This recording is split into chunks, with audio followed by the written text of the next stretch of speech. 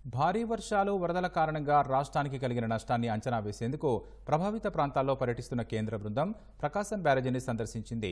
బ్యారేజీకి వచ్చిన నీటి ప్రవాహ వివరాలను జలవనరుల శాఖ అధికారులు కేంద్ర బృందానికి వివరించారు.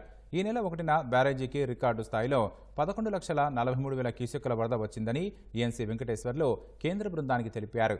కృష్ణానది పరివాహక ప్రాంతంలో వరద పరిస్థితిని వివరించారు. ముంపునకు గురైన ప్రాంతాలు, నష్టం వివరాలను కేంద్ర బృందం దృష్టికి తీసుకొచ్చారు.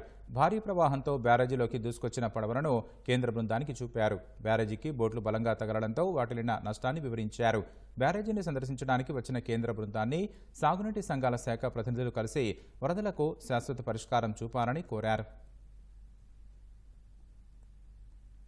బుడమేరు మేజర్ డ్రైన్ వల్ల ఉమ్మడి కృష్ణా జిల్లాలో ఉన్నటువంటి 5 లక్షల ఎకరాలు ఈ రోజు మునిగిపోయి ఇబ్బంది పడతా ఉన్నాం. 2014-19లో అప్పటి ముఖ్యమంత్రి ఇప్పటి ముఖ్యమంత్రి చంద్రబాబు నాయుడు గారి దిశా నిర్దేశంలో కేంద్ర ప్రభుత్వం, అప్పటి ఎన్డీఏ ప్రభుత్వం స్మార్ట్ సిటీలో భాగంగా స్టార్ వాటర్ డ్రైన్ అని డెవలప్ చేయడానికి 464 కోట్లు కేంద్ర ప్రభుత్వం శాంక్షన్ చేస్తే దానికి డిపిఆర్ పంపడం జరిగింది. జగన్మోహన్ రెడ్డి ప్రభుత్వం స్టేట్ గవర్నమెంట్ వాటా కట్టాలనే ఉద్దేశంతో నెగ్లెక్ట్ చేసి దాన్ని పక్కన పెట్టారు. దీన్ని రివైవ్ చేసి అది చేయమని అడిగా వారు సానుకూలంగా స్పందించి ఈ విషయాల్లో అధికారుల నుంచి నివేదిక తెప్పించి న్యాయం చేస్తామని చెప్పి హామీ ఇవ్వడం జరిగింది. ఇక్కడ బుడమేరు కావచ్చు, అక్కడ అధిక వర్షాలు కావచ్చు, 13 లక్షల ఎకరాల్లో ప్రకాశం బ్యారేజ్ కింద ఉంటే 10 లక్షల ఎకరాల్లో నష్టం జరిగిందని చెప్పి ప్రాథమిక అంచనా.